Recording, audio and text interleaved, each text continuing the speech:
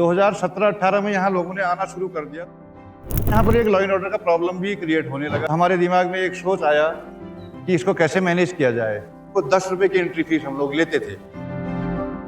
जो हमारा कल विरोध करते थे वो हमारे मतलब बड़े अच्छे पक्षधर हैं।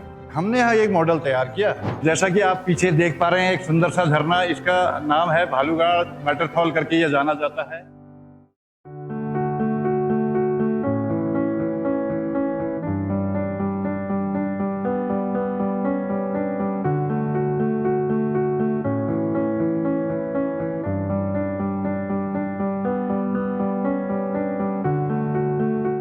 दो 2014-15 में उत्तराखंड विधानसभा ने एक विधेयक पारित किया विधानसभा में, जिसमें यह तय किया गया कि उत्तराखंड में पर्यटन को उद्योग का दर्जा दे दिया गया। तो उसके बाद आम आदमी की पहुंच पकड़ जो है पर्यटन उद्योग तक होने की संभावना प्रबल हो गई। तो इसी क्रम में यहाँ पर तमाम भारत के अंतर्राष्ट्रीय शहरों से पूंजीपति लोगों ने आना और यहाँ पर लैंड खरीद करके बड़े बड़े होटल रिजॉर्ट बनाना और यहाँ टूरिस्टों का आना जाना शुरू हो गया।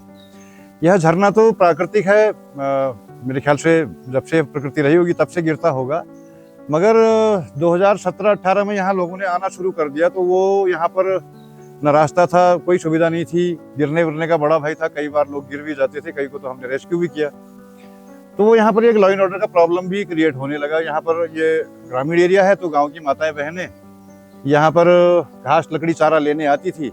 तो इस तरह से टूरिस्टों का आना और हो हल्ला करते हुए इस तरह का, तो वो आपस में एक दूसरे से टकराव की स्थिति जैसी बन गई। हम लोग इसका विजिट करते ही रहते थे क्योंकि हमारा अपना क्षेत्र है। तो यहाँ पर काफ़ी ज़्यादा प्लास्टिक कूड़ा और तमाम नशेड़ियों का अड्डा इस तरह का बनने लगा। तो हमारे दिमाग में एक सोच आया कि इसको कैसे मैनेज किया जाए। यह वन पंचायती क्षेत्र है, यहाँ पर 3 वन पंचायतें, चकुटा, गजार और बुरासी, 3 वन पंचायतों का क्षेत्र है ये। तो तीनों वन पंचायतों से संपर्क किया गया, उनसे प्रतिनिधि मांगे गए, उनकी बैठक करके उनको एक्सप्लेन करा करके उसकी लगभग 1 साल का समय लगा। 3 गाँव को इकट्ठा करना, उनकी बैठकें करवाना, अलग अलग करवाना, फिर ज्वाइंट करवाना, फिर एक समिति का गठन करना, उसका रजिस्ट्रेशन करना। तब के बाद फिर हमने तय किया कि इसको कैसे चलाया जाए। एक तो पहली तो बात ये थी कि पर्यटन का लाभ केवल उन्हीं बड़े लोगों तक या पूंजीपति लोगों तक ही मिल पा रहा था।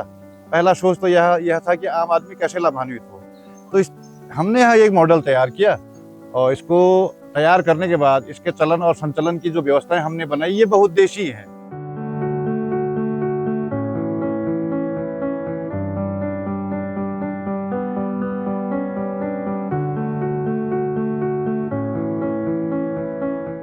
हमारे पास वन पंचायतें थी और मैंने पंचायती राज व्यवस्था में पढ़ा था कि वन पंचायत या ग्राम पंचायत को अपने परिक्षेत्र में लगान, टैक्स या कर लगाने का अधिकार होता है। तो वन पंचायतों को पहले हमने शुरू में आगे किया और उनके दम पर जो है हमने जो इसकी शुरुआत की, वो पहली बार जो टिकट हमने काटे वो 10 रुपए की एंट्री फीस हम लोग लेते थे। और एंट्री फीस के बारे में ही थोड़ा बताना चाहूँगा। शुरुआत में हमने 10 रुपये किया, हमारे पास कोई पैसा नहीं था शुरुआत में। तो हम लोगों ने जो सदस्यता अभियान किया या फिर जो इसके मेंबर्स हैं उन लोगों ने जो अपने पास से जेब से जो पैसा डोनेट किया, उससे इसकी स्टेशनरी वगैरह लेना और एम्प्लॉइज को यहाँ पर रखना, ये काम हम शुरू में कर पाए। अभी हम इसको 60 रुपये चार्ज करते हैं लोगों के ऊपर, 51 रुपये सोसाइटी का अपना होता है और 9 रुपये GST भी हम लोग पे कर रहे हैं वर्तमान में।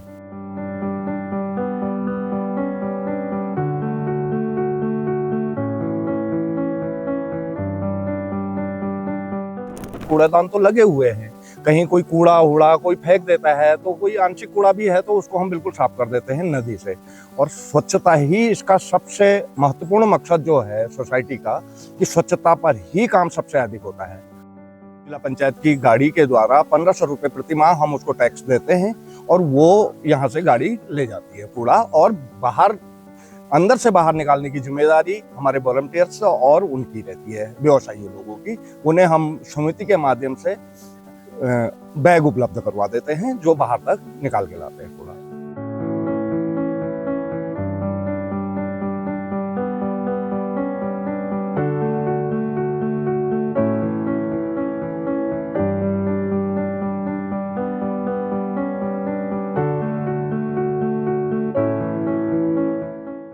रेंट तो बहुत लो है हमारे, सही गांव के हिसाब से हमारे जो सोच रखा है, एक फिक्स अमाउंट रखा है, वो हमें बहुत ईजी पे हो जाता है कि हम आराम से पे कर सकते हैं उसको।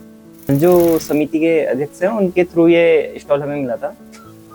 और जो इनका रेंट वगैरह ये सब बहुत मिनिमम है, मतलब बहुत कम है, जिसके थ्रू यहाँ कस्टमर भी ढूंढने की जरूरत नहीं पड़ती है। कस्टमर यहाँ चलता हुआ कस्टमर बहुत है।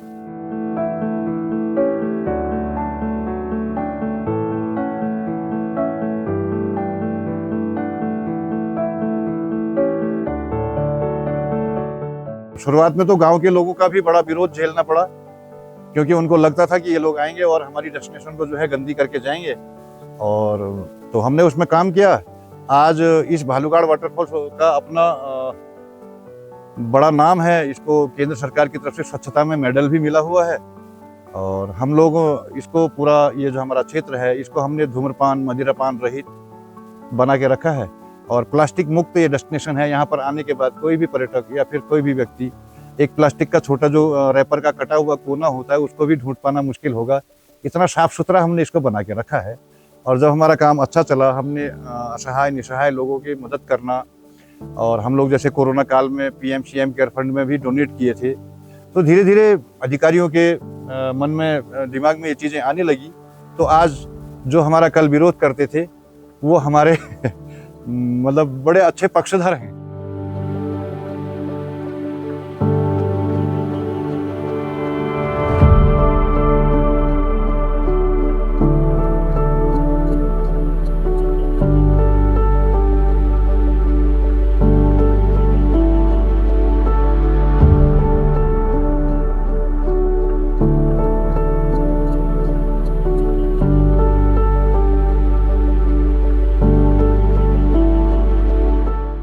लोग टिकट चार्ज करते हैं, तो टिकट चार्ज करने के बाद जो इकोनॉमी जनरेट होती है, सबसे पहले तो कार्यालय का खर्चा, एम्प्लॉयज़ की सैलरी यह हम लोग देते हैं। और वर्तमान में हम अभी DTDC से अनुबंधित है, जिला पर्यटन विकास समिति से, तो अपनी टोटल इनकम का 15% हम DTDC को देते हैं। और अपने लाभ का 15%, 5-5% तीनों वन पंचायतों को 15% लाभ का वन पंचायतों को देते हैं। GST भी हम लोग पे कर रहे हैं, इनकम टैक्स भी हम लोग अभी देते हैं। और इस सब को करने के बाद जो भी पैसा हमारे पास बचता है उसमें हमने अपने क्षेत्र में जनजीवन के स्तर को थोड़ा ऊंचा उठाने का प्रयास किया है। कहीं रास्ते और कई मंदिरों का जीर्णोद्धार हमने कराया है। इस बार हमने तीनों गांवों में जो है एक खेल का मैदान दिया है। उन गाँव अपने 3 गाँव में खेल के मैदान नहीं थे, तो समिति ने अपने कोष से पैसा खर्च करके उन गाँव में खेल मैदानों का निर्माण कराया है। और बाकी शिक्षा पर हम लोग खर्च करते हैं। अपने जो 9 विद्यालय हैं उनमें जितनी राजकीय सहायता आती है उसके अलावा, जैसे उसमें बस्ता नहीं आता, छाता नहीं आता, ज्योमेट्री बॉक्स नहीं मिलता, पानी की बोतल नहीं आती है, इन चीज़ों की भी भरपाई हम लोग करते हैं। पलायन को रोकने का काम हमने इस तरह से किया है कि हमने इसमें 1 दर्जन मैगी पॉइंट, कैफे या फिर टी पॉइंट, इस तरह के कुछ एडवेंचर एक्टिविटीज भी हम लोग करवा रहे हैं। कुल मिला करके 12-15 प्रतिष्ठानों में कम से कम 100 से 150 युवा यहाँ पर रोजगार करते हैं। उसमें से 15 से 20 की संख्या में ऐसे युवा भी हैं जो कोरोना काल में जिनकी नौकरी छूट गई थी, जो वापस घर आ गए थे और दोबारा हमारी इस डेस्टिनेशन में आकर के अपना रोजगार रोजी रोटी का करते हैं। और 1 दर्जन के आसपास हमारे पास एम्प्लॉयज़ हैं और कम से कम ऐसे ही हमारे पास गाइड्स हैं। और 100 से करीब 150 युवा हमारे इस डेस्टिनेशन में अपने रोजी रोटी कमाते हैं।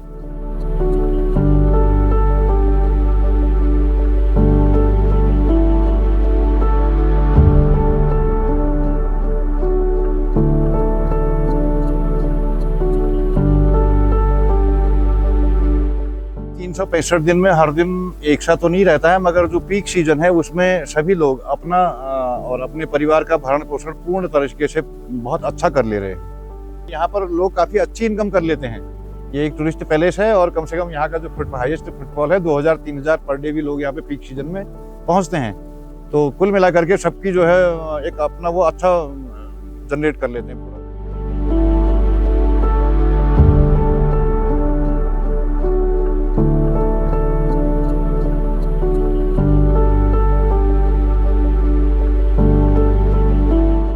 मेरा नाम गणेश सिंह बिस्टे है। गांव है हमारा चकुटा और 3 गांव इसमें सम्मिलित हैं, चकुटा, गजार, बुरासी। तो यहाँ पर हम एक कैंटीन चलाते हैं, छोटी सी कैंटीन है हमारी, और जूस का हम काम करते हैं। ऑर्गेनिक पे ज़्यादा फोकस करते हैं। नेचुरल चीज़ों पे हमारी नींबू, माल्टा हो गए, कीवी हो गया, और हमारे जो लोकल प्रोडक्ट हैं उनको हम यहाँ पे सेल करते हैं।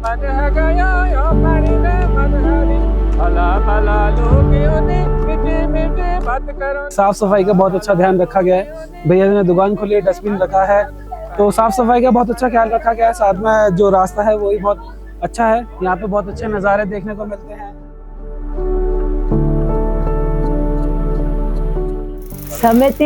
समिति वालों को मेरा धन्यवाद ही है। ये मेरे भाई है, इन्होंने करी है मेरी मदद। मैं कभी भी जब यहाँ नहीं भी बैठूंगी तब भी इनको याद करूंगी।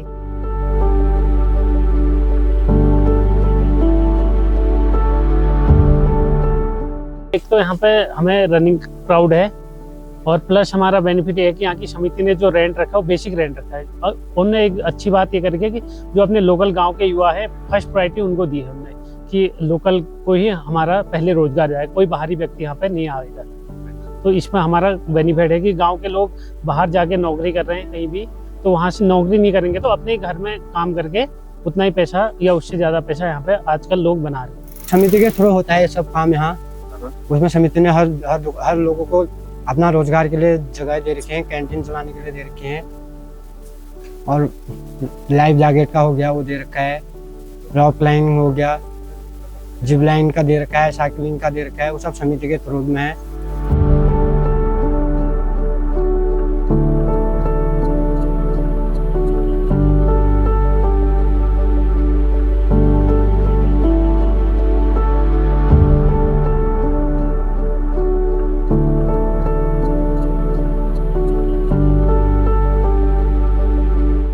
जब हम लोग शुरू कर रहे थे उस समय हमको डेमोलाइज करने का या फिर यहाँ से हटाने का ऐसा पूरा प्रयास भी सरकारी तंत्र के द्वारा भी हुआ, मगर जब धीरे धीरे हमारे काम उनकी समझ में आए, उनको रिजल्ट्स मिले और लोग इसकी तारीफें करने लगे और यहाँ पर लोगों का, पर्यटकों का हुजूम इकट्ठा होने लगा और हम उसको बहुत अच्छे तरीके से मैनेज करने लगे बिना किसी शासन प्रशासनिक व्यवस्था के।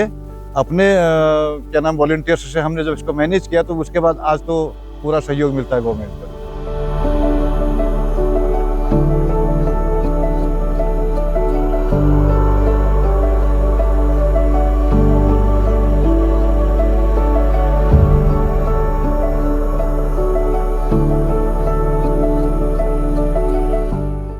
अपनी आदरणीय जिलाधिकारी महोदया वंदना जी और वो यहाँ पर विजिट करने आई, उन्होंने हमारे काम को देखा और हमारे काम को देखने के बाद वो काफ़ी प्रभावित रही।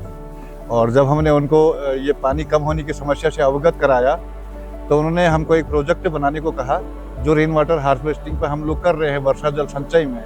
और इसका जो हमारा प्रोजेक्ट का जो लागत करीब बना, एस्टिमेट जो बना वो 2.5 करोड़ रुपये बना।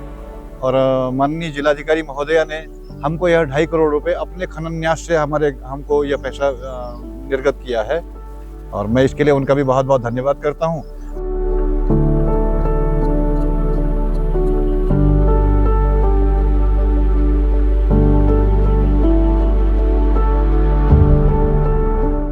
एक बुजुर्ग है पनीराम जी, जो कि जब हम यहाँ पर काम करते थे तो यूं ही बैठे रहते थे और कस्टमर के आगे खाली हाथ पाथ जोड़ देते थे। किसी को दया आ जाती तो 5-10 रुपये उनको दिए जाता था।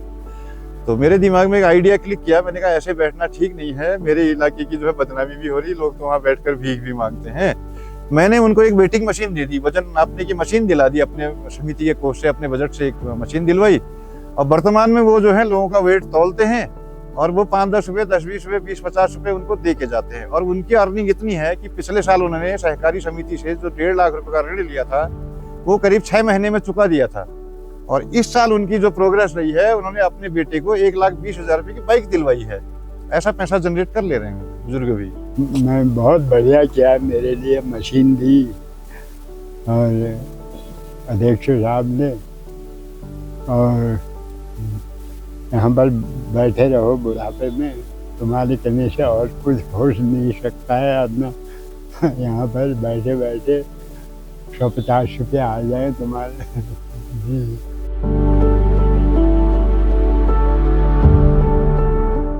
मैं यहाँ से पहले गुड़गांव वहाँ पे जॉब करता था। वहाँ पे रिटेल सेक्टर में मेरी जॉब हुआ करती थी और मैं रिटेल इंडस्ट्री में स्टोर मैनेजर पोस्ट पे था वहाँ पे। और कुछ घर की परिस्थितियों के कारण, मेरे पापा फार्मर थे तो मेरे को घर आना पड़ा। जब जॉब छूटी तो मेरा पड़ोसी, मेरा भाई गुलशन नाम है जिसका, तो मेरा पार्टनर हो। अकेले तो मैं इतना बड़ा काम नहीं कर सकता, मेरा पार्टनर, मैंने अपने दोस्त की सहायता ली और परिवार ने भी मेरी पूरी हेल्प की उस टाइम पे, और मैंने तब जाके यहाँ पे शॉप ओपन किया। इससे पहले मेरी शॉप रोड पर हुआ करती थी, ऊपर मेन गेट के सामने में, जहाँ से मेरे को लगा कि वाटरफॉल के अंदर अगर शॉप होती तो शायद मेरी सेल अच्छी जाती, इसलिए मैंने वाटरफॉल के अंदर कदम बढ़ाया और यहाँ पे मैंने पिछले एक साल से मैं यहाँ पे कंटिन्यू रोजगार अपना चला रहा हूँ।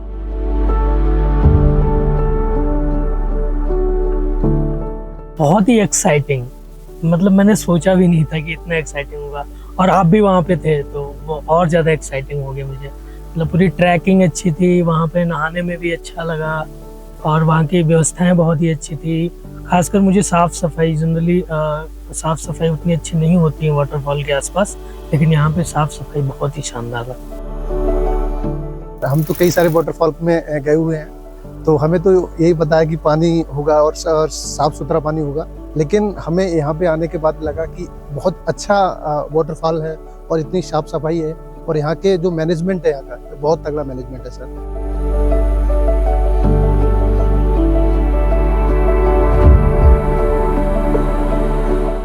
हमारे लोगों ने यहाँ पे होम स्टेज बना रखे हैं और हम लोग यहाँ से कस्टमर उनके यहाँ भेजते भी हैं कि बताते हैं इस तरह का होम स्टे है। आप होम स्टे तो छोड़िए, हम आम घर में भी भेजते हैं जिसके पास 1-2 कमरा साफ सुथरा हो, वॉशरूम अच्छा बना हो। तो हमारे पास कस्टमर ऐसा भी आता है जो घर की चूल्हे की रोटी या फिर इसका चूल्हे में बना हुआ खाना खाना पसंद करता है, तो हम आम घरों में भी भेज देते हैं लोगों के पास।